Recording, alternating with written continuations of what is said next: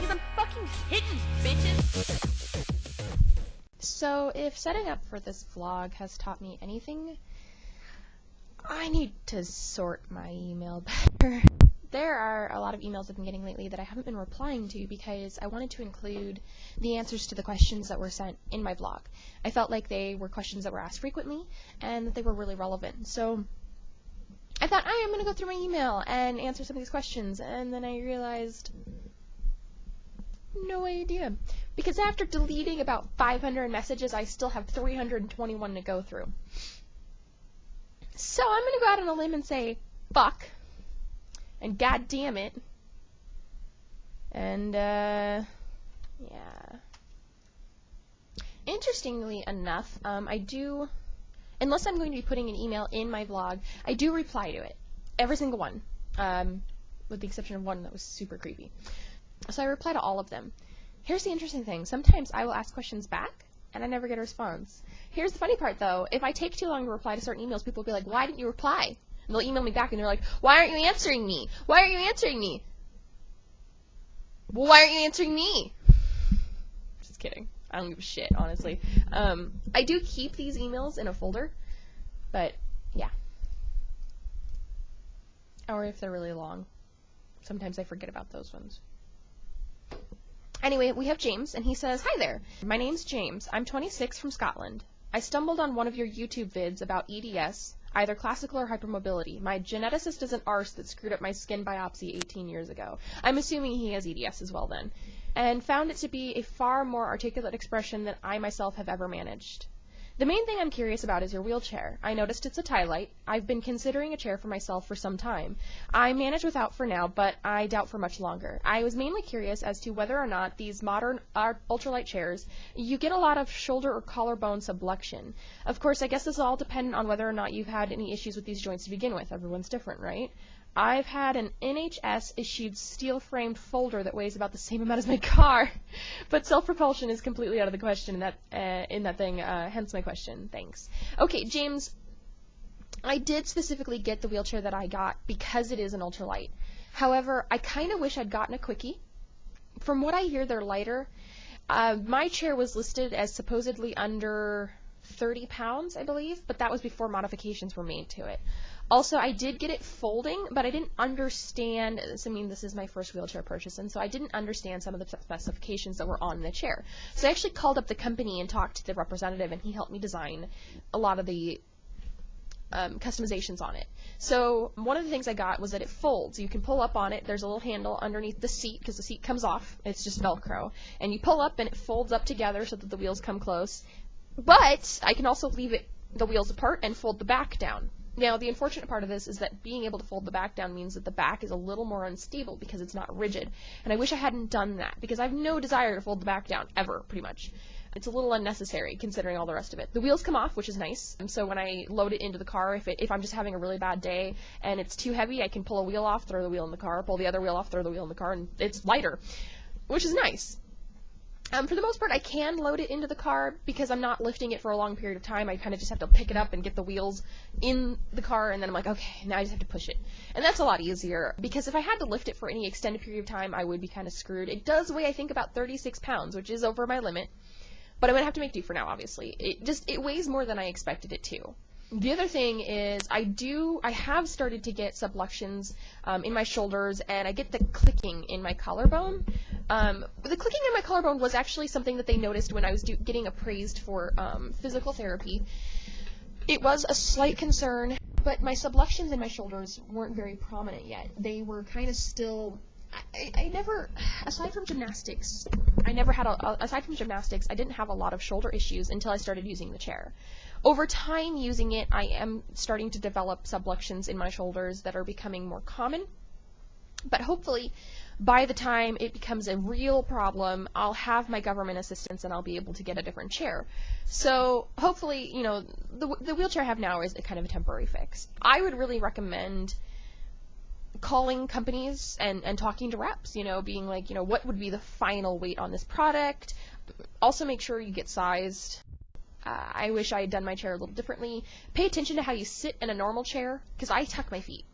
And my wheelchair's foot legs are at an 85-degree angle outward, and I really wish they weren't. My seat wound up being bigger than I thought, because when I measured my hip size for the chair, I decided to measure a little over, thinking, hey, you know, I want a little bit of extra room. I wish I hadn't, because now it's just harder to get through doorways. But yeah, I mean, just be really conscious of measurements and things like that. So thank you, James, and there you go. And I will send you a link to this video so that you have your answer. Who's next? So, okay, so hey, we have Joey. He says, hey kitten, it's reciprocity. My real name is Joey. I just watched your vlog. You are so articulate and have the best attitude. You're incredibly beautiful, and I'd love to hear all about your EDS stories. But after you've put all that out there, I'd watch you no matter what you posted. I hope to see you succeed because you deserve it. The way you handle your thoughts and emotions is a beautiful thing. I'm 28 years old. I live in LA, and I'm looking forward to watching whatever you post up on YouTube. Do you live with your parents? I live with my mother, who is my only parent, and I actually recently moved back in with her. When I originally started streaming, I was living with a family friend, but rent is cheaper here. Yeah, also I don't have a car anymore, so kind of sucks. Until I get my government assistance, I'm kind of stuck here, but that's okay. I love my mom. I do. My mom's pretty funny. She's a nice woman, and she is the reason I am who I am. Like, let's face facts here. I am my mother's child. But my mother and I get along much better when we don't actually live together. We are really good friends, and we get along great, but coexisting, not high on our compatibility list there. What are your goals, hopes, and dreams in life? I actually want to become an ASL interpreter, because even though I am hearing, I have deaf family, and I also am hard of hearing myself. So I do like sign language, and I want to learn more of it. Am I hoping to meet a guy to take care of you? No. First of all, I do have a boyfriend. It is a long-distance relationship. He lives in Kentucky, which is why I visited Kentucky recently. But I don't really want to be taken care of. I like having friends and family who will help when I need it, but I also help them when they need it, just in different ways, I guess. I'm not the type of woman who wants to be taken care of. I'm not. One of the reasons I was so adamant about getting a wheelchair is that I wanted my independence. I did not want people to do things for me. So it's one of those things that's really important to me, is maintaining the ability, or the autonomy, really, is what it comes down to. I want to do things on my own. I get really frustrated when people try and do things for me. One of the biggest problems I had when I first got diagnosed, and this is understandable, but my friends started to treat me like I was made of glass. And it got really incredibly frustrating. New people I met would be like, oh, let me do that for you. Let me do that for you. And I love that they want to help. I do, and I'm grateful. But at the same time, it's like, I will ask when I need help. And most of the people who have been around me a long time know better. It's mostly new people who kind of have to adapt to the fact, like, people's instinct is to want to help. And that's actually a good instinct to have, honestly. Like, I'm not complaining about that. But after a while, people start to get used to me, and they realize, okay, she'll let us know when she wants something done. But, you know, it's fine. What do you do besides play video games, hobbies, and interests? I love to cook, as most of you probably already know by now. I like knitting, which might surprise some of you. I can also sew. I like movies. I like writing. I actually love art. But I usually run out of enough patience, and I never finish projects. But I actually do a lot of art. I have a DeviantArt. I also make videos for you guys, apparently, so that's a hobby, I suppose. I don't know, I have a lot of interests, I really do. I like pretty much anything, if it's fun, so I do it. I like swimming. If you said all you did all day every day is play games, I'd still like you as long as you have good hygiene. Yeah, hygiene's kind of an important thing in life. Okay, so next we have Franz, who says, hi, I just had this small question about your ailment, and I hope it's not too indiscreet, but I couldn't find an answer to it. Do you suffer from cardiovascular problems? If yes, what? Valve damage, aortic damage, etc. And if yes, how do you manage? Okay, so I don't understand how this would be indiscreet. I do have what's called Postural Orthostatic Tachycardic Syndrome, or POTS for short. They do tell me that it is a side effect of my EDS that causes it. I do not seem to have a mitral valve prolapse, which is common in EDSers, so that's good. But I do have the POTS syndrome, like I said.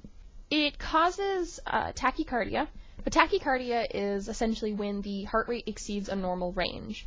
So let's say that you're just sitting there. So the average heart range resting for a normal adult is from 60 to 100 beats per minute. For me, let's say that, like, I'm laying in bed and I sit up. When I sit up, my heart rate shoots up to something like 180 beats per minute. The cause of that is that my heart is so weak that the change in blood pressure, it can't compensate. So my heart rate increases to try and keep blood flowing to my brain. And this is because my heart is very weak and it has to work harder to get blood through my body. Now imagine I stand up. At that point, my heart is actually too weak. Standing up quickly for me is a huge issue. I have to be very careful when I stand up from bed or a chair or anything like that, because I have a tendency to stand up and then promptly fall back down because my blood pressure is like, oh no, whee! And then my vision goes and my hearing goes, and I'm like, oh, Floor, it was nice to meet you. So I also have an irregular heartbeat sometimes, which gets really interesting. There are times where actually my heartbeat will get very irregular to the point where I'm like, okay, I'm getting dizzy sitting down, I'm starting to have really weird symptoms, and that's usually when I have to go to the hospital so that they can check on me and make sure I'm okay. Yeah, thank you, Franz. I hope that answers your question. Oh, crap, I hit a button. What did I do? Oh, there it goes. Okay. Alright, so it looks like we have an email from Shmoo11, whose name is Samuel. He says, do people with EDS completely lack the ability to produce collagen? Are they simply not able to produce as much as healthy individuals, or are they able to produce some types of collagen while not being able to produce others, or none of the above? So with EDS, it actually can be a number of variances in collagen, but what it is it's deformed collagen. Imagine that you've got like a rubber band, you know, and it's holding together something super important for you, but your rubber band has holes in it, or it's warped, or it's funny, it's thinner in some places, and you know, and whatnot, so it snaps. That's kind of how EDS is. Our collagen isn't formed properly. It's deformed. So it's weaker, or it's more elastic. That's what causes the stretchy skin. And that's what causes the problems, is because it's not as strong, we don't have the support system. Because collagen is the glue that holds your body together. So the glue in my body is bad. And a lot of people actually have asked me, well, why don't you just get, you know, gene therapy to increase your collagen production? Well, that's nice. I'd be producing a hell of a lot of deformed collagen. No, I've actually had people yell at me and be like, oh, there's options, you're just not taking them. And I'm like, no. It's pretty much just that my body says, hi, my DNA code is wrong, and I'm going to produce this, and it's going to be wrong. Because it's a DNA thing. My genetic code is flawed. He says, I know that some genetic disorders present themselves from birth, while others have a later onset. And I recall you mentioning that you were very athletic when you were younger. Is EDS something that actively affects individuals from birth, or does something happen when individuals with EDS reach young adulthood? EDS is progressive because the collagen gets weaker over time. However, you can find symptoms in children. In fact, it's supposed to be diagnosed in children. But for me, I was always hypermobile, but I didn't have a lot of the pain that was associated with it, or my pain tolerance was higher, or I thought the pain was normal. So it was really hard to tell. For me, I was extremely athletic, and I thought that the burning, the weird popping and things like that, I thought those were all I thought everyone had that. I was like, yeah, you know, I'm just being a wussy if I complain about it. EDS is one of those things that, not as a rule, but generally seems to hit people best in their early 20s. I don't know why that is, but that's just when it seems to get worse. Because I was sick my whole life, but not to the point where it was really debilitating. It wasn't until I was about 21, 22 that it started to get to the point where I was just like, okay, this is massively impacting my life, and it is preventing me from doing things. It is causing just havoc in my life. But I didn't understand why. But yeah, it did hit in my early 20s, which is pretty typical. For some people, it does happen later, and some people it happens earlier. Okay, our next email is from Eric, who says, hello, I just saw your videos on YouTube, and I noticed that you could send an email with questions. Why, yes, you can. So that's what I'm about to do. Now to the question. Do you play World of Warcraft? If you do, please tell me what world. Yeah, sort of. I have an active World of Warcraft account, but I don't play, and I kind of wish I didn't. I play on Bronzebeard and Lane. Bronzebeard is my Horde server, Lane is my Alliance server. I really have no reason to play, none of my friends play anymore, and the game is kind of boring for me these days. I don't know. If I had a reason to play, I guess I'd play, but I really just don't, and I have a lot of other games to get through, so it's really low on my priority list.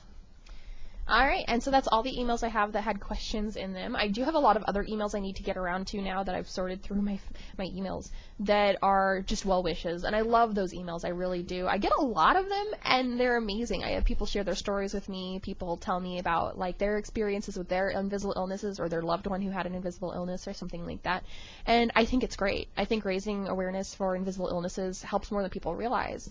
One of the most common side effects of an invisible illness is depression. And that's kind of depressing. Like, people who have an invisible illness tend to feel isolated, and they shouldn't. You know what? I'm like, embrace it. You're sick. Oh well, life moves on, you know? Grab it by the horns. I know it's not as easy as it sounds. Believe me, I know. I went through the depression phase. I did. Hardcore. And I was just like, I'm never gonna do these things again, so what's the point? Like, but you find new passions. Find new hobbies. Find new things that you want to do. There's so much to do in this world. There's so much technology and literature and art and people, and it's like, get rid of all the stuff that you can't do. Just get rid of it. There's more to life than the things you can't do. It's never easy. It's never simple. And nobody can wave a magic wand and make it okay. But you can do the best you can with what you got. And, you know, honestly, if other people think that's not good enough, fuck them. So anyway, I love you guys, and I will see you later. Have fun. Careful, I bite. You think you can take me?